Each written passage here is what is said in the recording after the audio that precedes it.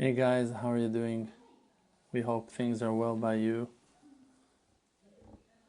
Very stressful times. Many of us are going through a very difficult time with the virus.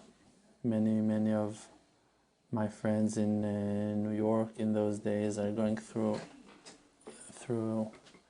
a real crisis, and also around the world to stay like that with no jobs, and people are suffering greatly, and it's really not a simple situation. I know that when people go through difficulties, usually their faith is being challenged, and many people are finding themselves doubting the goodness of heaven and the kindness of the Creator. And this is something that I want to speak about with you guys, and maybe to be able to put light on that, for you to be able to grab some holy sparks and to run with them and to succeed and to make a change and to bring down light to your own houses, to your own families. So usually a person, when he thinks about the Creator's kindness, he thinks about physical salvations, or even like things that he can feel, things that he can touch, things that he can relate to, like having all his needs and seeing everyone healthy and happy. And for people, like, that's what that it means, kindness. Like, we want kindness that we will be able to understand, like food, house, clothing. And when a person is lack of those things, so immediately his happiness is being challenged, and he finds himself doubting the goodness of heaven because of the poverty, because of the lackings that are attacking him. Now, there is something that is higher than that physical kindness, and it's a real spiritual kindness. It's a real divine responsibility for every soul and soul of ours, and the Creator is determined and 100% clear about that will of His to bring us to our completion, to help us and to perfect our actions and our understandings to a place that we will be able to contain all His bounty and to become better people and really to be one with Him in His great unity. Now, for an example, you as a parent many times want to do good things for your children. So what that you will do is you're going to give them great things. You're going to buy them toys, you're going to buy them books, you're going to buy the best clothing for them, you're going to try to supply the best food, you're going to try to do the best things that you can. You're going to think about their schedule, you're going to try to build the best schedule for them, to wake up in the morning, to have their duties, their responsibilities. You're going to try to spend time with them. All those things are nice and good, but they are useful only as long as they work. Means that if your child will misbehave while getting all those good things, you will have to educate him in a harder way, in a harsh way. You will have to take those things from him. You will have to tell him, no, today you cannot go drive your bicycles. No, today you cannot go play with your friends. Why? Because you see that all that goodness, all that kindness does not help for him to become a better person. He finds it hard to appreciate and to have gratitude for your goodness and kindness. Therefore, you have to show him some rules, some constrictions.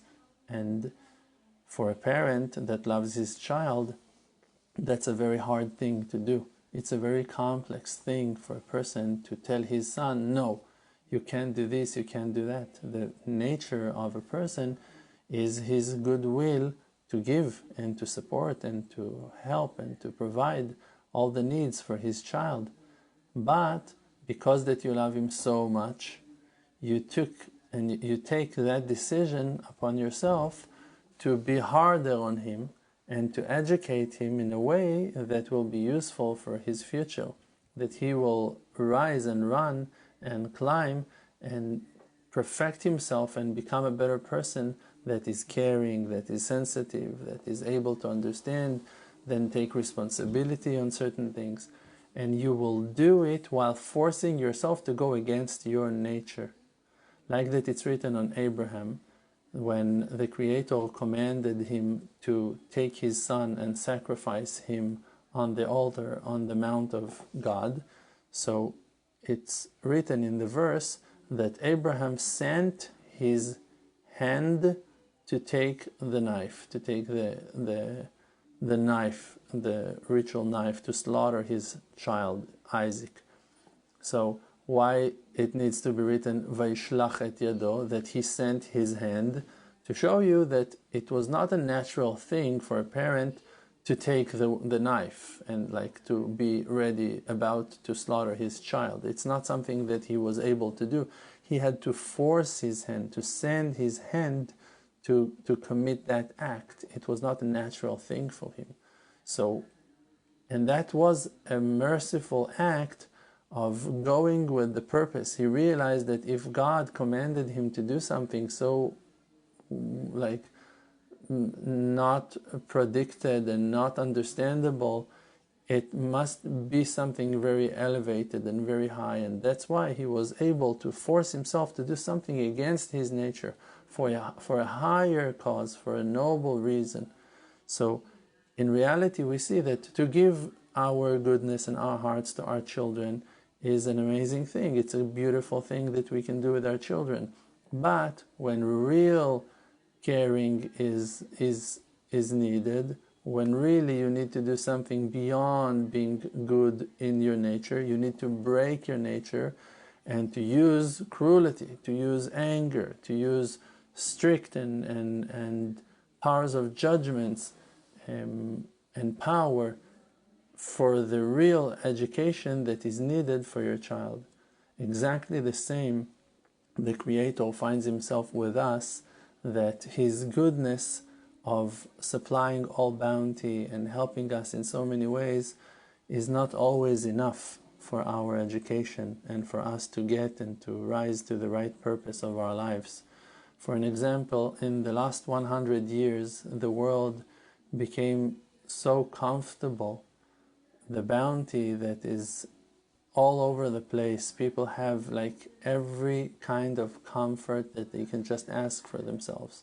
Starts with toilet seats and toilet paper, continuing with having private bathrooms and showers and towels and laundry machines and washing machines and stoves and microwave and a car for every person and a mobile phone for you and like a computer and television and a refrigerator that you can save your food and a freezer and stovetop and light box matches and a lighter if you need, and cigarettes people can buy, and you can like download movies and watch movies online, books that are printed and people are able to read whatever they want, and today you have ebooks and you can read them online.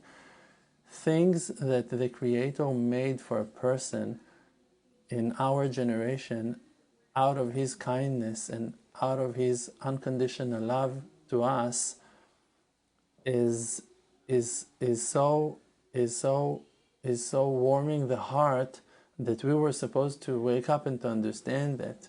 We were supposed to realize that all that goodness is a gift of God.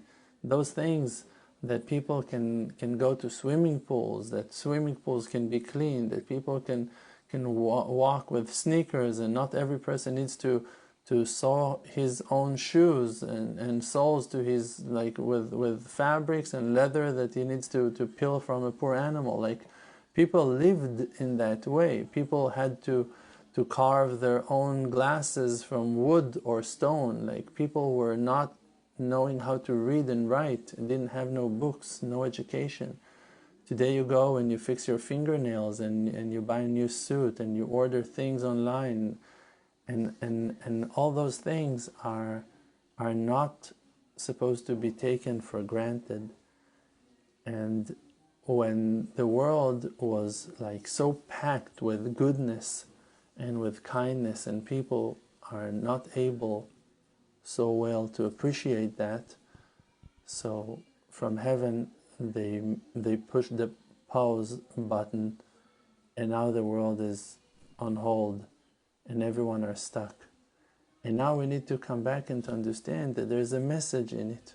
And like someone told you, go to your room. Why you send your child to the room? Why you tell him go to your room? Why you send someone into his house? For him to rethink about his life, for him to think about his reality, for him to have appreciation for life, for his family members, for his hobbies, for his daily routine, for his schedule, for his friends, for his work, for his job, for his colleagues, for fresh air, for his sneakers, for every simple thing that he has in his life. Only for that purpose you send your son, your child to the room, for him to think. So let's think about it. So let's take the message and try to think about our reality. And let's try to take that lesson out of deep understanding that whatever the Creator brings to us, on us, in our lives, is coming out of His unconditional love to us. And never to let the doubts eat us from within, and never to fall from the simple faith that it's all for the good and that things are coming for a purpose. Because really God, He is our beloved Father, and He really cares about the real divine purpose of every individual. And we should not let our doubts and our fears eat us and shake our stability. Just to try to find a quiet place and to talk to ourselves about what goes on in our lives, and really to try to understand and to figure out, okay, I'm in this situation. I'm talking to you from that place, not because of difficulties that I'm going through, just because of hundreds and maybe thousands already of emails that we're receiving and text messages from people that are suffering greatly, from people that finds those hours very, very hard, very, very difficult. People don't make money, people don't have money for food, people don't have money for shoppings, for Passover, people don't know how to finish their holidays, people don't know how to get into the holidays. There is great, great poverty in those days, and people don't have money to buy matzot and to buy the basic things, and people are even too scared to go and buy and to look for products. And the feeling of those days before the holy days of Pesach, Passover, is very, very hard in the world. And I'm trying to help as much as I can, cheering you up, guys, and trying to give advice and to wake you up, to support and to help and to do as much as you can for the sake of others that are in great need. And I believe that our unity and that our connection will bring out great fruits to the world, and that people will wake up physically and spiritually, emotionally, and that great things will take place with us. Don't give up. Don't back off on the wonderful things that we already started.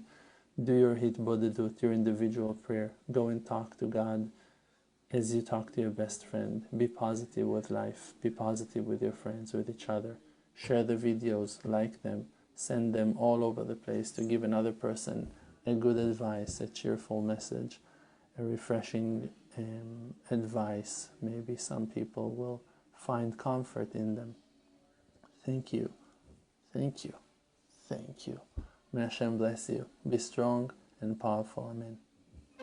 The world does not exist. Because Olam Milshon Ne'elem, the world is just blocking the light of truth. The world called Alma Deshika, world of lie, is just a fake. We're just inside of an illusion. It's just a fake. We're just inside of an illusion.